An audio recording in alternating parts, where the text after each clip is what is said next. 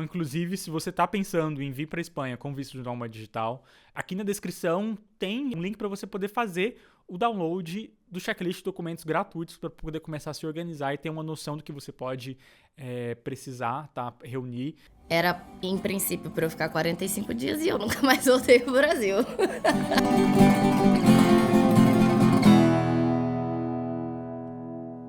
A Nômade na Espanha de hoje é mineira, formada em propaganda e marketing pela Facamp e já está na Europa tem um bom tempo. E hoje a gente vai falar com a Paulinha. Paulinha, obrigado por ter aceitado vir. Obrigada. Paulinha é cliente, Nômade na Espanha, e tem um processo... Aí tem muitos detalhes, uma história longa, né, da saída do Brasil.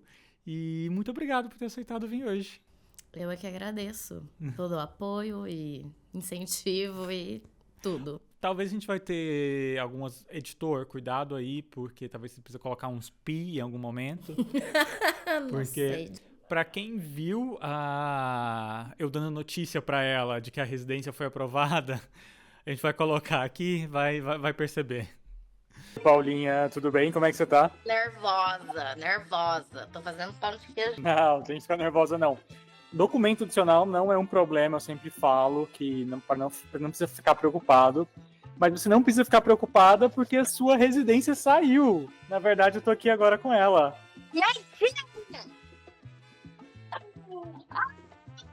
Meu Deus, eu vou infartar. Parabéns, foi aprovada, tá tudo certo. Mas comigo, pá. Eu queria te falar em vídeo isso, dessa notícia. E Paulinha, por favor, agora eu quero saber um pouquinho mais de você, até porque eu não tenho esses detalhes, eu nunca te perguntei. E, enfim, de que cidade você é, como que você saiu da sua cidade? Bom, então vamos lá. Eu sou de Alfenas, Minas Gerais. Sou de Minas Gerais. É uma cidade relativamente pequena, mas é uma cidade universitária. Então, talvez seja conhecida por isso. Eu saí do Brasil em 2022. Mas para eu entender um pouco, você não fez faculdade em Alfenas? Não. Fiz faculdade em Campinas, fiz propaganda e marketing na Facamp. E desde sempre você sabia que era propaganda e marketing? Como foi essa escolha? Cara, desde sempre, tipo, desde quando eu era mais novinha, tipo, já comecei a brincar com Corel e etc, e gostava disso. Então, quando eu saí do ensino médio, eu acho que tava começando ainda essa coisa da publicidade, ainda mais eu de cidade pequena, né? Então, não tinha muita gente que fazia isso. Da minha turma mesmo, acho que eu e mais uma fizemos, que era uma amiga minha. Ela nem chegou a concluir o curso. E, enfim, eu fui para Campinas, inclusive porque eu ainda tinha medo de ir para São Paulo e fazer SPM e tal, que era a faculdade mais conhecida na época. E aí fui para Campinas, enfim, cá estamos. E lá em Campinas, assim que você formou, você continuou em Campinas ou você voltou para cá? Sim, ainda fiquei em Campinas mais 3 anos, se eu não me engano, depois que eu me formei, trabalhei em agência lá. Só que as agências de Campinas, pelo menos as que eu trabalhei na época, eram muito focadas em supermercado de varejo. Então, eu trabalhava com, tipo, Paulistão, que é o mercado super famoso lá da região de São Paulo, do interior de São Paulo. Teve o Paulistão, não me lembro mais. Mas era mais essa área, assim, sabe? Então, eu fui meio que ficando cansada e, tipo, esgotada da vida. Tipo, tinha um dia que eu ficava na agência até 4, 5 da manhã. Vida de publicitário, não é mesmo? E aí, até que chegou um ponto que eu falei, tipo, cara, não aguento mais. E aí, dali uns 3 anos, eu voltei para Alfenas. E aí, lá em Alfenas, eu comecei a trabalhar numa revista ali da região.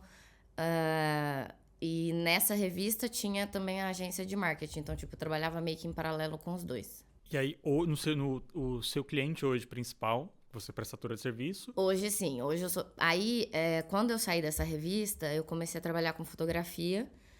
E daí veio pandemia. E então, um pouquinho antes da pandemia, eu já fazia essa coisa meio home office. Já tinha clientes de Alfenas. E no primeiro ano da pandemia, eu comecei com essa agência que eu tô hoje, que eu presto serviço, que é a Lib, desde 2021, eu tô com eles. Home office forever. E aí, em 2021, você já veio direto pra Espanha? Como que foi a sua saída do Brasil? Por que você saiu do Brasil? Ai, a minha saída do Brasil é mágica. Você sempre quis sair do Brasil? Você tinha vontade, planos de morar fora ou não? O meu plano de morar fora, eu tinha uma vontade de fazer intercâmbio. Por quê? Quando eu tava na faculdade, eu fiz um intercâmbio de 3 meses que eu morei no Alasca. Uau, não sabia desse detalhe. Sim. Morei 3 meses no Alasca e como eu já tava, tipo, eu já tinha feito inglês a vida toda, eu já falava fluente, eu fui pra trabalhar, não fui pra fazer aula. E aí, quando eu fiz esse intercâmbio, essa plantinha, assim, sabe, começou a brotar. E aí, fiquei os 3 meses no Alasca, assim, peguei menos 36 graus, peguei inverno bravo, era 4 horas de sol no dia. Menos quanto? Menos 36. De menos 36 para 50 no verão europeu, ela vai pegar aqui. Em Madrid, a gente tem fotos aí dos termômetros batendo 52 graus na Gran Via. Então, assim... Deus me ajude no calor, mas vamos lá. E aí você foi então para Alasca e começou essa vontade. Sim, né? Sim. E aí, desde que eu voltei, eu sempre tinha essa vontade de, tipo, morar fora, mas nunca tinha encontrado uma oportunidade. Daí, em 2021, um amigo meu se mudou para Portugal. E aí, quando ele foi para Portugal, eu falei, vou te visitar, não sei o quê. E aí, em 2022, eu fui para visitar. E era, em princípio, para eu ficar 45 dias e eu nunca mais voltei pro Brasil. Nunca mais voltou ao Brasil desde 2022. Cá estamos. Mas você foi pra lá em qual mês de 2022? Setembro de 2022. Uau, e aí tá até hoje. Só que então, assim que você chegou enfim, você ficou lá, como é que você fez pra poder tentar resolver a sua vida legalmente lá em Portugal? Então, Portugal, eles têm... Na época tinha, porque hoje em dia também não tem mais. O processo da manifestação de interesse. Que, assim... Tem o pessoal que você pode aplicar com visto de trabalho, mas você tem que estar no Brasil. E aí, como eu fui bem normalzinha e, tipo, vou de férias e nunca mais vou voltar, eu apliquei já estando lá como empreendedora também. Então, prestadora de serviço. E aí, dei entrada no processo da manifestação de interesse. Logo assim que eu cheguei. E aí, só que o problema de lá é a demora, né? Que, assim... Era no mínimo 2 anos para você conseguir, tipo, o agendamento para daí fazer entrevista e tarará, mas assim, inclusive até hoje o meu processo tá lá, em espera, sabe Deus quando isso vai sair e se vai sair. Isso vai sair. Não, isso porque 2 anos para conseguir um agendamento para tentar resolver a situação. 2 anos aqui na Espanha Exatamente. Você já pode solicitar uma nacionalidade, né? Estando legal. Pois com visto de nômade digital. E aí, então, você ficou esse tempo todo em Portugal. E, enfim, como é que surgiu? A Espanha você já conhecia ou não? Já. Porque quando eu cheguei pras férias, a gente tirou uns 15 dias, se eu não me engano, pra viajar por aqui. Então, a gente veio primeiro pra Madrid. E aí foi amor à primeira vista, sim. Realmente, à primeira vista, sim. E depois a gente foi pra Dublin. E aí, nessa volta pra Portugal, que eu falei... Que aí faltava, tipo, uma semana pra minha passagem de volta pro Brasil. Eu falei, eu não quero voltar, eu não quero. Enfim, não vou... E aí você, enfim, tava com uma manifestação de interesse. Sim, aí a partir desse momento, eu comecei o processo todo pra dar entrada na manifestação. Sim. Pra, assim, né, ficar direitinho com as coisas, tudo certo. Mas, e como que... Enfim, você descobriu o visto de nômade na Espanha? Porque o visto de nômade na Espanha foi criado no final de 22. Mas você descobriu quando e como, por que você decidiu aplicar para o visto de nômade? Cara, eu acho que eu descobri o visto de nômade... Foi tipo assim, amigos de amigos aplicaram para o visto de nômade em Portugal. E isso foi já meados de 2023. E aí eu comecei a procurar essa questão do visto de nômade e tal, não sei o que. Portugal até tem...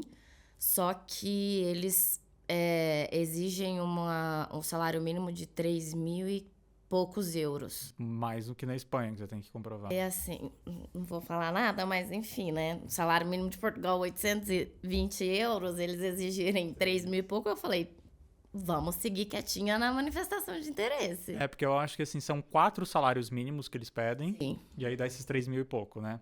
Exatamente. E aí tem muita gente que às vezes fala, por que não Portugal, o visto de nômade de Portugal e não da Espanha, qual a diferença? E aí eu falo, você precisa comprovar mais pro visto de nômade digital em Portugal. Para você conseguir a nacionalidade, você tem que ficar mais tempo, que são 5 anos de residência, né?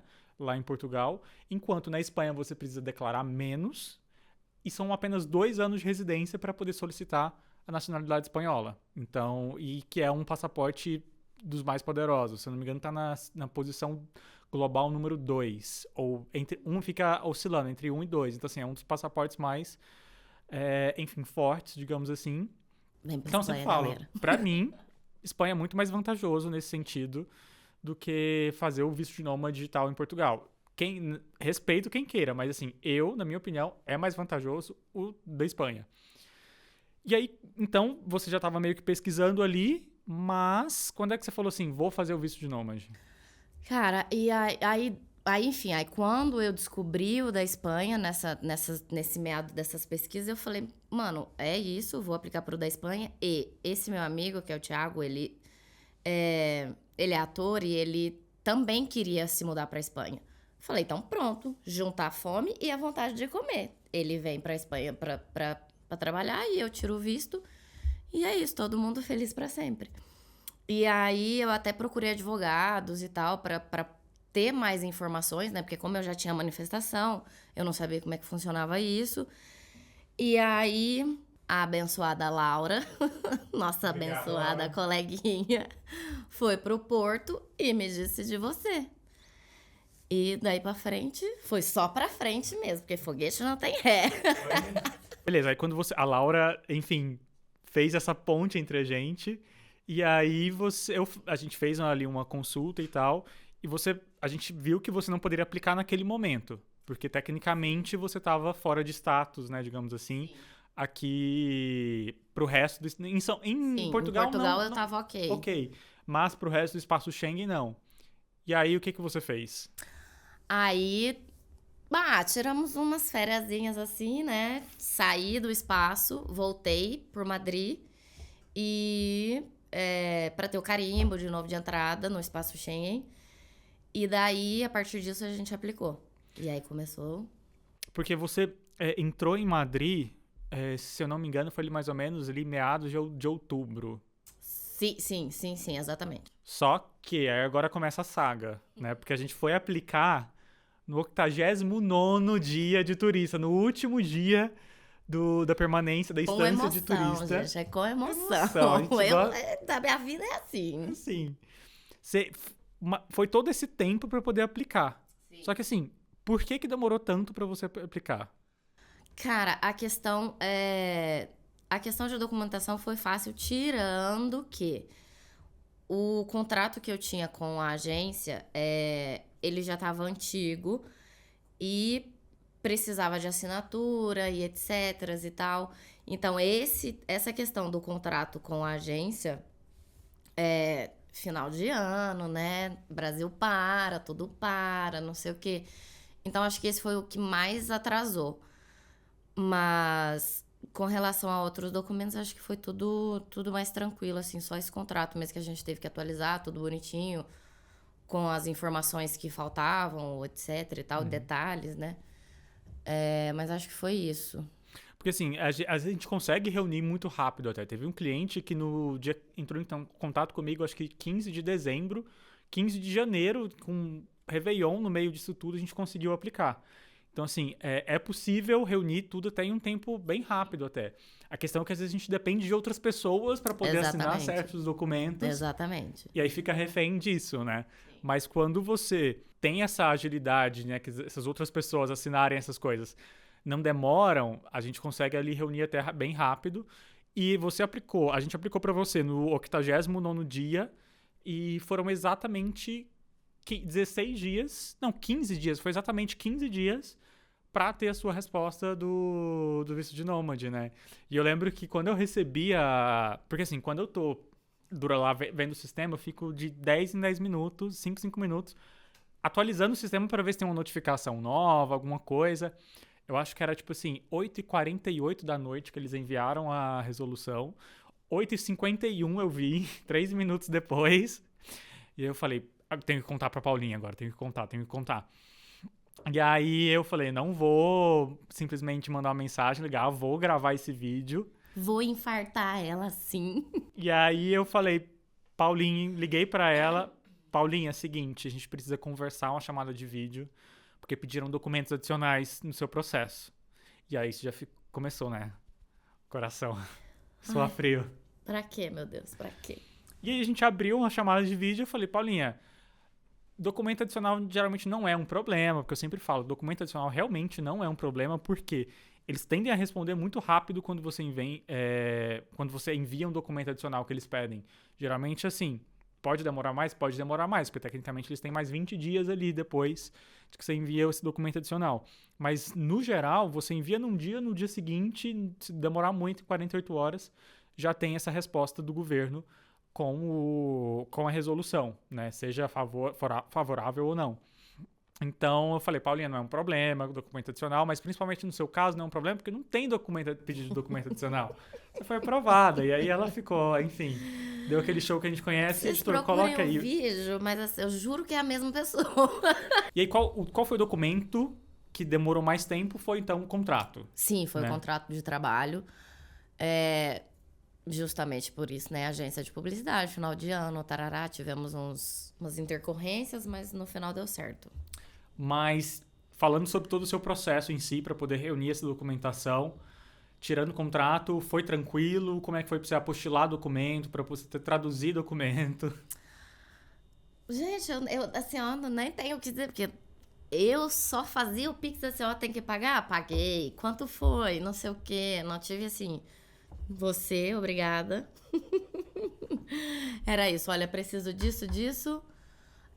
O cartório é esse, não sei o quê, já fiz todas as pesquisas. Bom, você fez tudo, né? Porque basicamente quando tem que apostilar algum documento, seja um documento digital, como por exemplo, o cartão CNPJ que prova a existência da empresa, ou então antecedentes criminais, coisas assim, tudo que precisa ser apostilado, esses documentos digitais, a gente tem parceria com o cartório que a gente faz essa apostilha, e não importa se você se você nasceu, se você mora em outro estado, sei lá, Goiás, Minas Gerais, São Paulo, onde for. A gente pode apostilar esse documento em um outro cartório, a gente tem essa parceria com um cartório que cobra muito mais barato do que, por exemplo, São Paulo, você paga por apostila R$140, em média. Lá com esse cartório nosso parceiro, a gente paga em média R$70, a metade do preço. Então, você falava assim, Paulinha, tenho que apostilar aqui o cartão CNPJ tal, porque a gente manda um checklist para você acompanhar quais são os documentos, mas eu falava, a gente tem que apostilar tal documento. Vou mandar agora, tá bom? Faz o Pix aí pro cartório. Fazia o Pix e aí a gente resolvia. Então, a gente faz essa ponte, seja com o cartório, com a tradução, com os tradutores, porque assim, a gente também garante que você vai pagar o mais barato no quesito tradução. Porque vendo esse processo da tradução, é muito complicado porque eu também sofri com o meu processo também de vir para a Espanha na hora de fazer as traduções juramentadas, de que você pega uma lista do governo. A Paulinha acho que nem sabe disso, porque literalmente eu cuidei. Nem vi. O governo tem uma lista de tradutores juramentados que são aprovados pelo governo que você pode usar para poder fazer. E aí você só pode fazer com eles. Só que aí você tem que fazer orçamento um por um. E na época, até quando eu vim para a Espanha, eu cheguei a fazer um e-mail em massa, assim. Eu colocava todo mundo em cópia, colocava os documentos em anexo, pedia orçamento. Muitos responderam assim, eu não aceito orçamento em massa, tarará, me enviam um e-mail separado. Tipo, eles viam. Então tem que enviar um por um para poder ver, e aí demora a responder, e tarará. E aí a gente decidiu automatizar esse processo, então a gente automatizou todo esse processo de tradução juramentada do orçamento, onde a gente fala que a nossa automação Aurora, onde a gente entra em contato um a um com cada um dos tradutores, traz qual que vai ser o orçamento mais barato e você paga qual que é o orçamento mais barato. A gente faz essa ponte e só fala, Paulinha, foi tal tradutora que ficou mais barato, você confirma que pode fazer com ela? Sim. faz o pagamento via Wise e ela já começa ali o processo. Então, assim, a gente faz a ponte entre cartório e a ponte também com a tradução juramentada, para poder, enfim, você ficar mais tranquila. A gente pede para o cliente o que realmente não tem como a gente fazer, que é, por exemplo, uma assinatura ou reconhecer firma de algo de um documento físico, tá? Apostilar algum documento físico, mas tudo que a gente pode fazer para você, para ter menos trabalho ali com cartório e com tradução juramentada, a gente faz essa ponte. Faz tudo, promete tudo, entrega tudo. E a gente tá gravando, inclusive, esse episódio agora, a gente tá no WeWork aqui em Passeio do Castelhana 77, que é o meu edifício preferido. Então, com o WeWork, você pode ter um plano com o WeWork e pode acessar centenas de edifícios por todo o mundo. Então, a gente tá agora no WeWork Passeio do Castelhana 77, falo que é o nosso ponto de encontro aqui.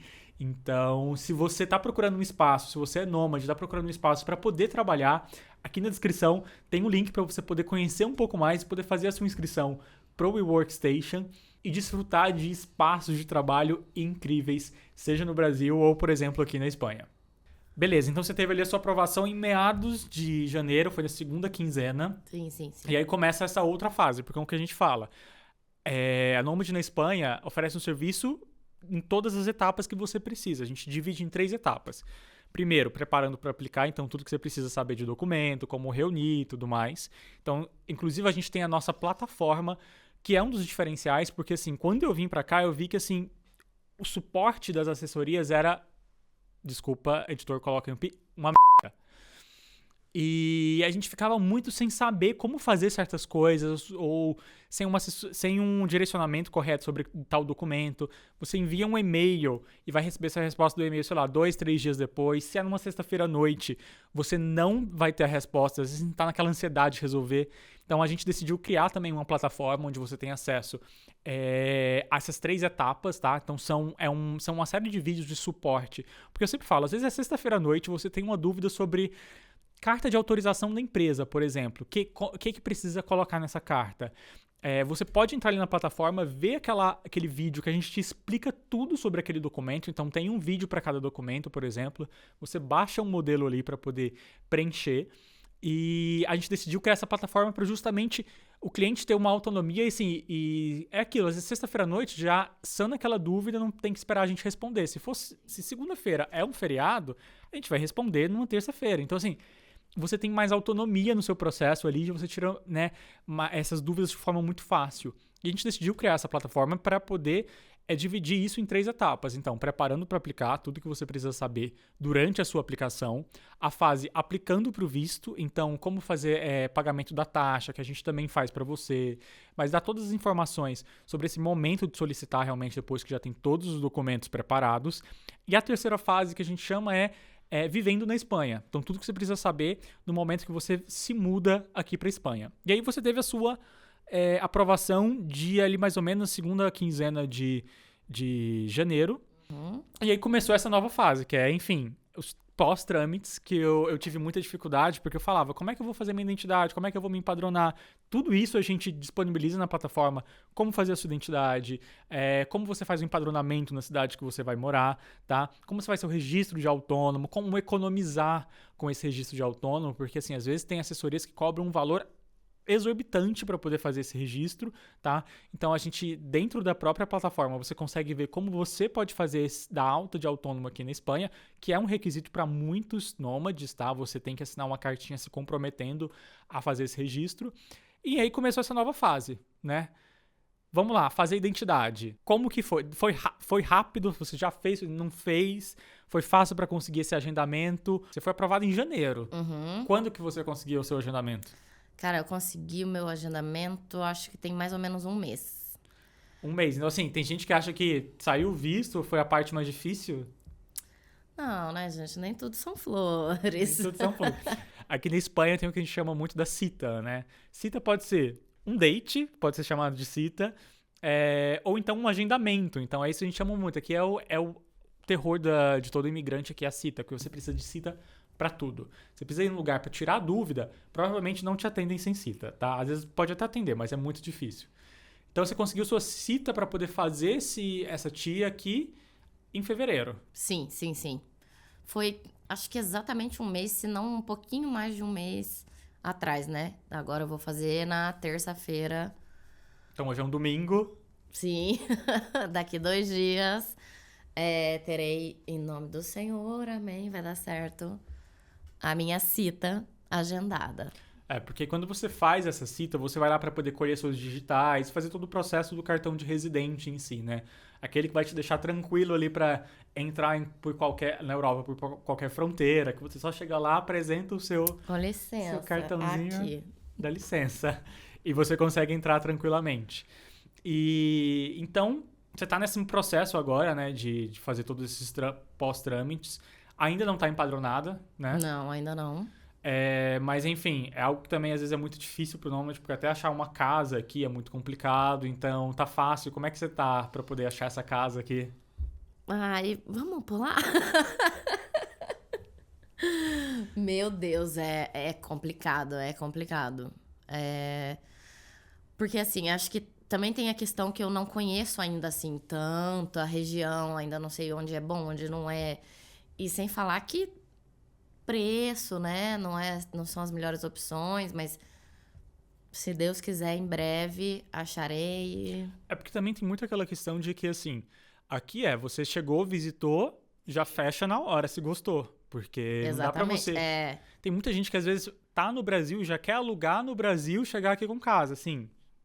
É um sonho, é algo utópico, porque é praticamente impossível, tá, você fazer isso, porque aqui na Espanha tem muito que eles chamam também dos ocupas, né? Então, se você vai alugar um piso, né, um apartamento, os donos têm muito receio de alugar para um imigrante, sem ver, sem visitar e tudo mais, porque os ocupas aqui, que são as pessoas realmente que invadem apartamentos e, enfim, não param de pagar o aluguel e ficam ali. Isso é algo muito comum, até de certa forma, e os donos têm muito medo de acabar perdendo o apartamento. Então, assim, é natural que, assim, você vai conseguir alugar alguma coisa aqui na Espanha depois que você já está aqui. Então, eu sempre falo, vem preparado, ou para poder dividir, buscar quarto, morar com amigos, ou então, se você vem com família, alugar alguma coisa por Airbnb, no mínimo por um mês, tá?